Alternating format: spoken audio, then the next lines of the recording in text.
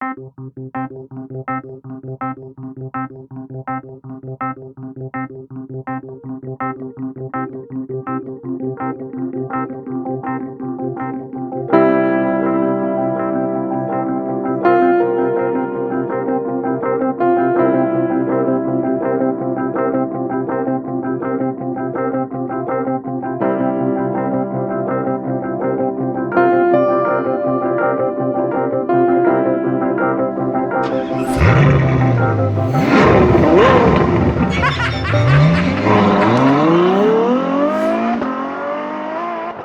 ora and welcome to Tarmac. I'm Dave. I'm Matthew, and behind us is not the new X3, but in fact it's the new grown-up BMW X1. That's right, but it's even better. BMW have made the entry level to their X World even more appealing. Come, let's take a look at this. Now, the X1 first first landed on the motoring scene in 2009. This is now the third generation, and what it is basically got a more prominent design. It's more spacious, and actually advanced digitization is what they're saying. So it is just better all round. But the other thing, it also comes with an electrical motor, only not in this one. We've got the 1.5, but I'll get to that in a moment. Looking around it, it's more masculine, more substantial, and both in size and also its appearance. So the front is more abrupt, and look at this grille. I mean, it's not as kind of glaringly open as, say, some of the other new BMW models, but it is hard to miss. And it's also very square, so they've made it more, I don't know, more substantial, more square, more in your face, which is great, I guess. Looking around the rest of it, you've got some nice open vents around here and sort of like an X design. But the other thing is the headlights are very slim and narrow. It also has blinking indicators. Some BMW owners won't even know what I'm talking about right now. But look at that, more aerodynamic, more abrupt, more masculine. Let's take a look around the side. Our review model comes in Portimao blue, which actually makes sense finally. I think it's an ocean side or a seaside village or town or somewhere. But anyway, blue, ocean, makes sense to me. It's a lovely color as well. The arches are now more extended, or a little bit more sort of pushed out. There is a word for it and it's completely escaped me right now. But the other thing is the arches are also a little bit more square now. Square front, square side, getting a theme here. And they really come and mask these 19-inch feet. What our model has actually got as well is the M body kit. So it's sort of reference towards the M Sport, which means there is a kit that includes the roof rails, the sunroof or panoramic sunroof. The door handles here are now flush, but also look at this, different colored sills. So again, a little bit more on that masculine side of things. The roofline spoiler is actually quite extensive. Actually, well, that's almost 1.5 feet for old school people. And also the rear glass here, privacy glass and slimmer. So it does compromise some of the view at the back, but we'll get to that in a moment. The X1 badging and also the 18i, not to be mistaken with the 1.8i, because it's nothing to do with that. You've also got the lower valance down here, and access to the rear gives you basically 540 litres, which is almost touching on the X3 size stuff. So lots of places for there. And finally, when this comes down, some lovely LED tail lights. Let's go and take a look under the bonnet. Here's a point to note. Once you pop the bonnet, there is actually no catch, so you can actually just open it up. What lies beneath is a 1.5 litre 3-cylinder engine married to a 7-speed Steptronic box. Together they give you 100 kilowatts of power and 230 newton meters of torque, and a 0 to 100 time of 9 seconds.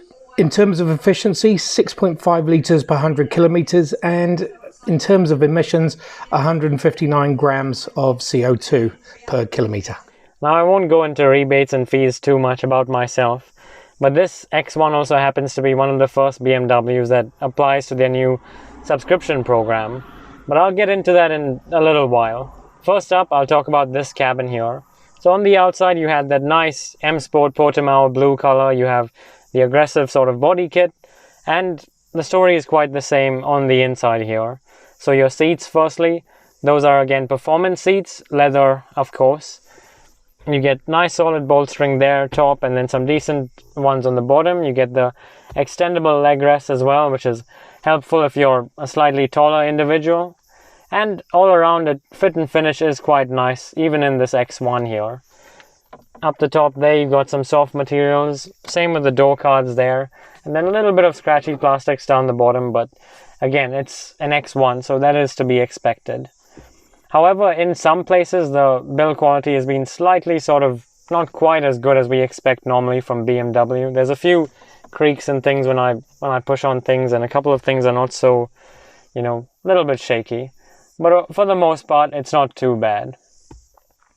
You'll notice the dashboard here has a very interesting design to it. So the air conditioning vents now are split up. So you got two over there on the passenger side. You got your one here in the middle. You'll also notice there's a lack of buttons completely along here. And there's only two buttons, in fact, on this whole central stack here, which are these two, the front and rear defogger, which you can press the max or whatever to activate them right from there directly. Looking at the same center console, so you've got storage space for your phone in there, which actually has a little latch on it, so it keeps your phone really well placed when you're driving around. And it's also got a nice little aura, if you like, that lights up, especially at night. You've got your two cup holders there, you've got two USB-C charging ports, and you've got space underneath here for all your various knickknacks and things.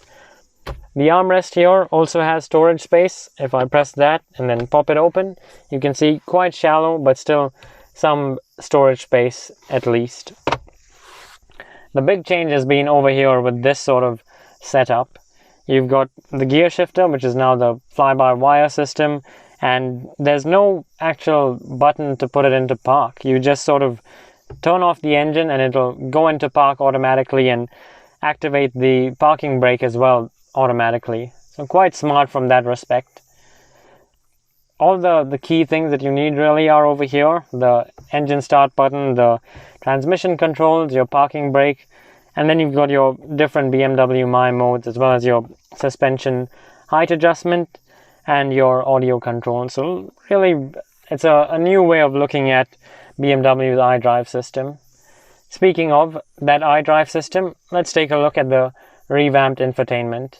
Now this infotainment screen has the latest version of BMW's iDrive, similar to what you've seen on the iX, that sort of wraparound layout there. Very nice, very futuristic. And if I flick through, you can see that the range of different menus available here. This is the home screen, of course, so you've got your personal assistant there, you've got your audio input, maps, and your sort of status update on your BMW. So it tells you your tire pressure, your oil, and then if there's any sort of emergency warnings or stuff like that. So plenty going on there. And just like on the phone, you're looking for those four squares there, which once you click, opens up the entire app tray, if you like. Within that, I'll start with the first line there. The key thing is My Modes. Again, you can access this from the central sort of armrest, and you're able to choose between personal, so that's your sort of custom one. There's sport, efficient, and expressive as well. And again, this changes a variety of features in the car, along with the lighting, the themes, and into the more performance sort of aspects if you're looking at sport as well. If I head back to that app drawer, you can see down there a few more different settings and things available to you, as well as on the bottom. The Automate Habits one is a really cool feature, because that means you can set it up to, you know, like automatically call home on your drive back from work, and sort of a variety of different features like that that you tend to do on a daily basis on your drives. You can make those a habit essentially with this car.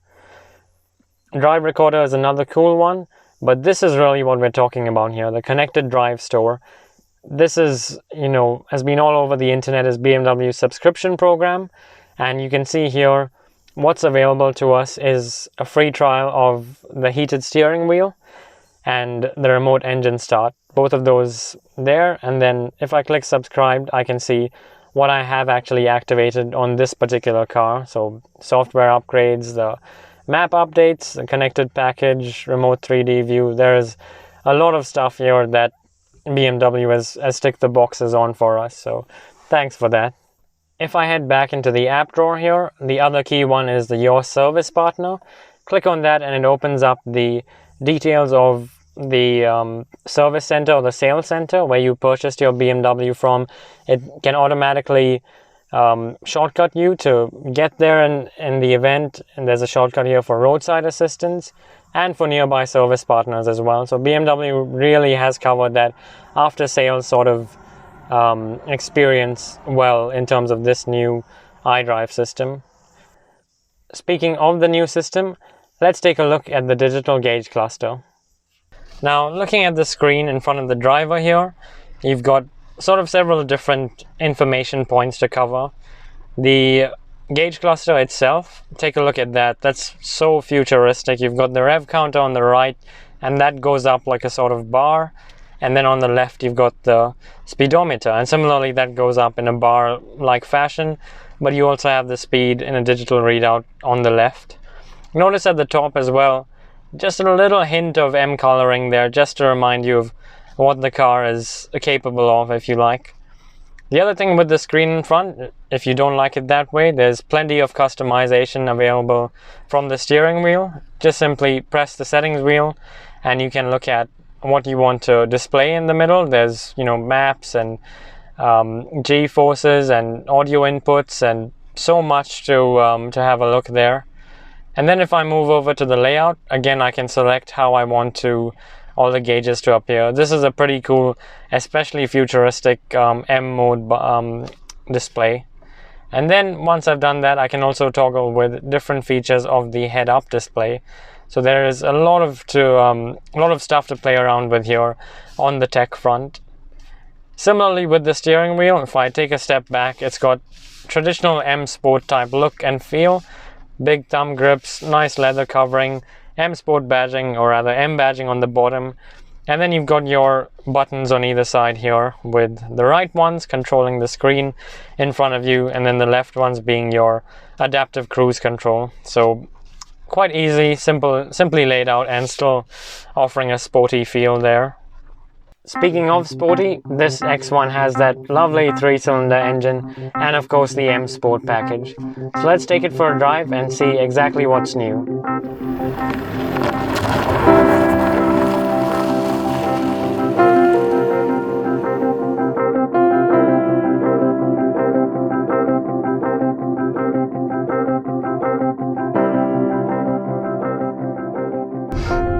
I'm gonna start off this by actually righting past wrongs. So firstly, I'd like to point out, I said this button with a car and 3 different bars was actually for the different ride height adjustments, but actually it's not. It's in fact, if you do press it, it's for the driver assistance and drivetrain and chassis sort of settings. So my bad, please do not out me in the comments there. God, do you know actually anything about cars? Please write your comments underneath about that one. So the X1 is basically in its 3rd generation, and boy, it's improved. Look, not everyone's going to love the grille, get over it.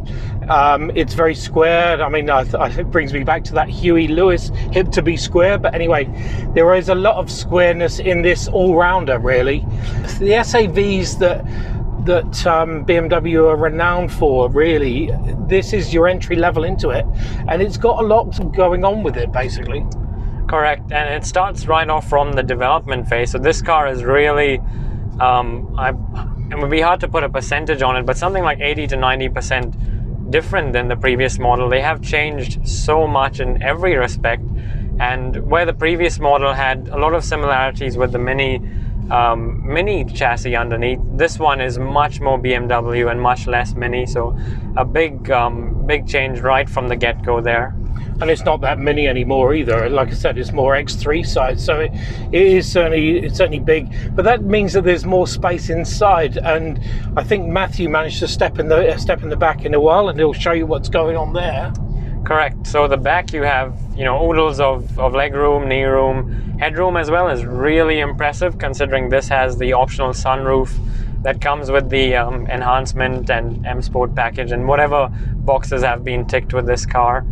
The other thing with the back is there was a pretty significant transmission tunnel there, but again, that'll be because they have a xDrive version above this, and then secondly, you have a plug-in hybrid coming in some markets, plus there's a fully electric iX1 that will also be coming. So they've made the room for those. They future-proofed it essentially. This is the S-Drive, so it's not an X-Drive, but the actual turning circle's not brilliant. It is reasonably wide, so although this is more of a city-dwelling SAV, I mean, it is capable to go a little bit sort of soft-roading, but it is, your turning circle does require a little bit of 3-point turns for those of you that remember those things, and then engaging the reverse and the forward, it does take a little bit of a beat to get that. And the other stuff is this subscription model. Look, I really don't, I know it's had a backlash globally, but realistically, to pay, I think it's something like $20 a month for a heated steering wheel. I mean, top tip from Tarmac, really, buy some gloves. You'll be much more impressed with it, and they'll last longer. That's a really good top tip, I've got to say.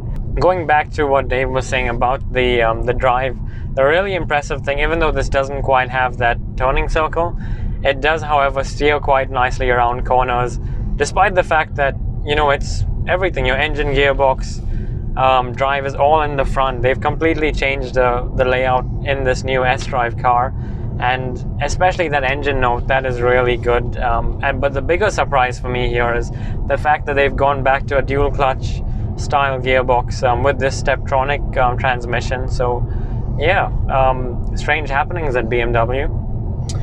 The other stuff, as Matthew's pointed out, the seats are very, very comfortable. Visibility great up front and outsides, and the mirrors are brilliant.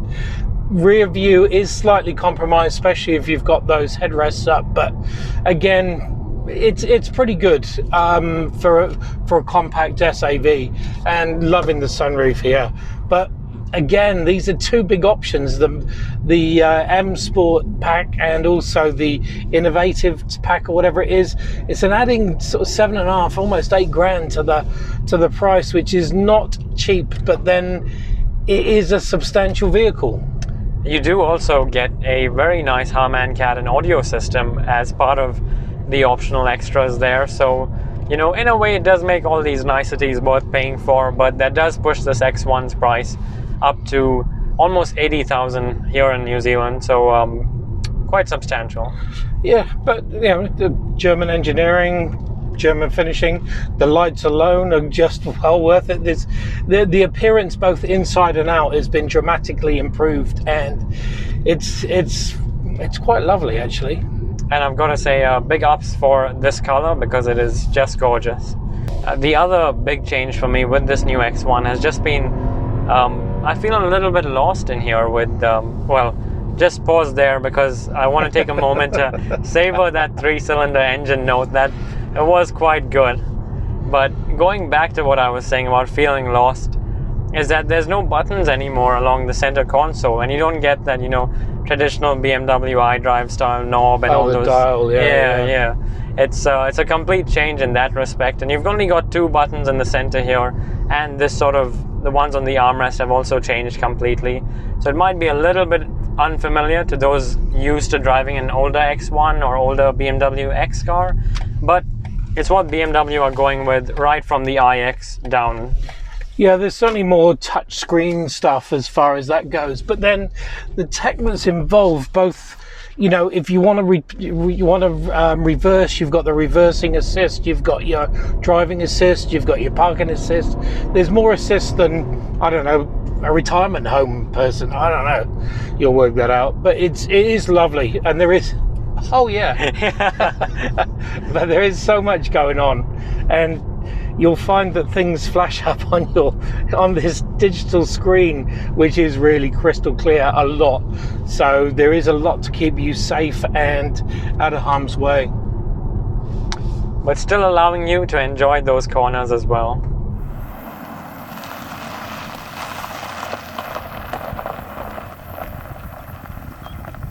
So there you have it, the new BMW X1 S-Drive, not quite the iX1 that's going to be coming soon. It is very efficient as far as literally it came with sort of 700 Ks of range ready to go, and its looks are, you know, phenomenal. Really, it's a very masculine looking SAV for something that's quite compact, although spacious inside. I don't know what I'm talking about. Anyway, really good update. So much has changed with this new X1. It's just almost unrecognizable from the car that went before it. But while so much has changed, the basic recipe is still the same. It's still a good little sporty entry into BMW's SAV range. Nice. I like what you did there. Now let's go and explore something. See ya.